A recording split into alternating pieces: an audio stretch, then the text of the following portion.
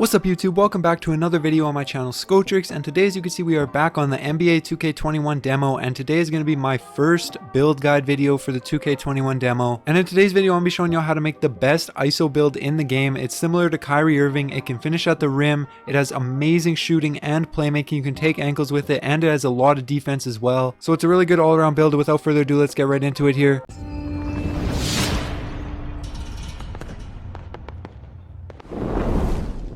Alright, so on the first screen right here, nothing really matters too much. The only thing that matters is the position is point guard, name, hand, jersey number, none of that matters. I just set it up like Kyrie has it. You could set it up however you want though, but then you want to go ahead and click continue right here. Now for the skill breakdown, you want to go down a little bit to this one right here, green and yellow. Now I see a lot of people taking this one instead, but honestly it's just not as good. I don't understand why people take this one. You can see your shooting is like a tad better, but other than that everything else is worse, so I really don't understand why you would take this one. Your shooting is going to get up to like 90 anyways, so you really don't need it. You're good with the green and yellow balanced one right here, so you're going to go ahead and confirm this one. Now for the physicals pie chart, obviously you want full speed, the top one right here, so you can go ahead and confirm that. Now for the skill breakdown, you want to go ahead and put your close shot up to max, driving layup up to max, driving dunk up to max, and then your standing dunk you want to put up until you get 3 finishing badges right here. That's all you're going to need. I'm going to show you guys how to put on the badges at the end of the video, but 3 is going to be all you need. I used to recommend trying to get 6 finishing badges on your point guard builds, but now that you don't need fancy footwork anymore, 3 is going to be perfect. Now going down to shooting right here, you obviously want to max out mid-range, max out 3-pointer, and then you're going to leave it like that for the moment. You're going to come back to shooting though in a second. Now for playmaking, obviously max out pass accuracy and ball handle, and again leave that how it is for now. Then go down to defense right here, max out perimeter defense, lateral quickness, steal, block, and defensive rebound. You need all these defense attributes this year to get some badges. It's a lot harder to get defense badges this year, so then you're going to put the rest of them into interior defense right here till you get 8 defense badges right there. That's going to be the perfect amount. Again, I'll show you guys how to put on the badges at the end of the video, but that is going to be the perfect amount. Now with these remaining 15, there's a little bit of personal preference. You could put it into free throw right here and get 2 extra shooting badges. You can see if you bring it down 1, you lose it. You could put it into post moves right here and get 2 extra playmaking badges. Again, if you bring it down 1, you lose it.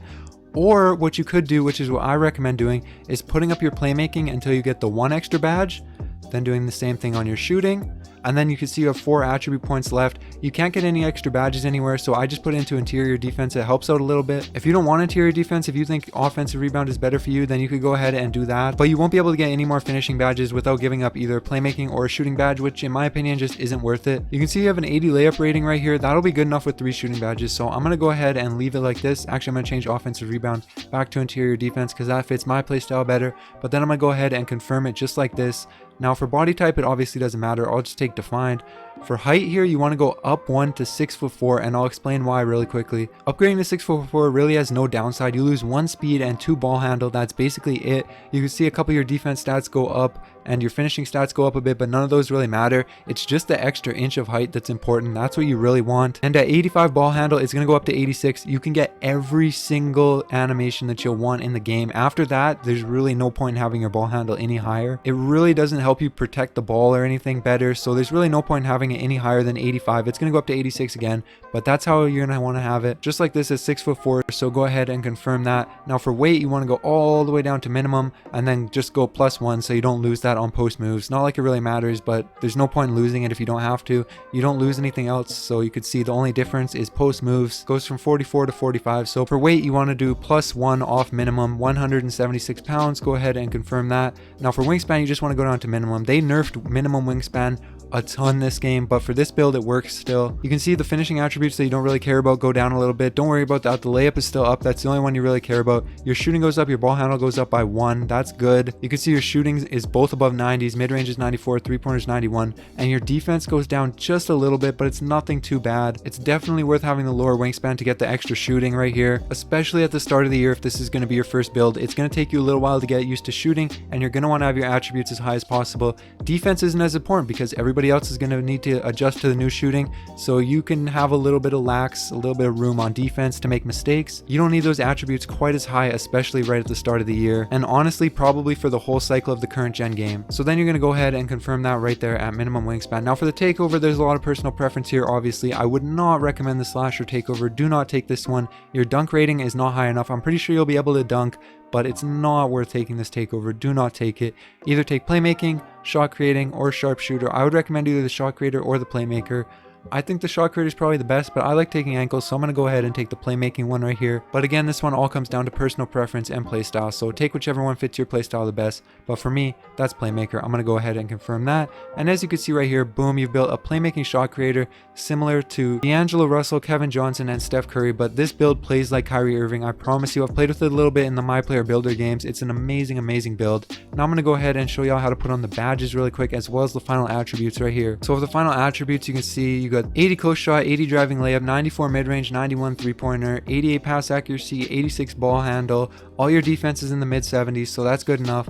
Go ahead and confirm that. Now for the finishing badges right here, all you need, slithery finisher on gold, just like that. Go ahead and confirm that. That's all you need. Now for shooting, 18 is so much because you don't need quick draw this year, so 18 is going to be more than enough. How I recommend putting it is silver catch and shoot, silver corner specialist, silver green machine, gold deadeye, gold hot zone hunter, Hall of Fame range extender, and then silver volume shooter. Now, the only change I would make here is at the start of the year, a lot of people really aren't going to know their jump shot. So if you don't have hot zones, take off hot zone hunter and put it into flexible release just like this. This will be probably the best badge breakdown until you get to know your jump shot, and then you could change flexible release for hot zone hunter just like that once you start getting your jump shot down and you don't have as many hot zones, or you have more hot zones rather, sorry. So you're going to want to go ahead and confirm it just like that.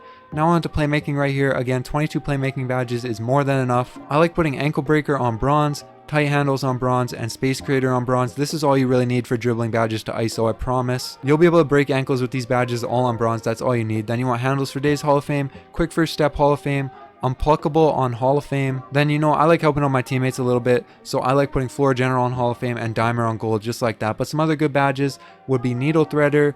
I don't really like stop and go, but if you think it's good for you, you can put it on. And then bailout probably would be a good badge as well. And if you're throwing a lot of lobs, maybe lob city finisher. So I'm going to go ahead and confirm that just like that though. Now moving over to defense badges, 8 is the perfect amount of defense badges. All you want: gold clamps, gold intimidator, and silver pick dodger, just like that. That's all you need for defense badges. I promise you, this build is going to be able to lock people up on defense. Any sort of build, it'll be able to lock up on defense.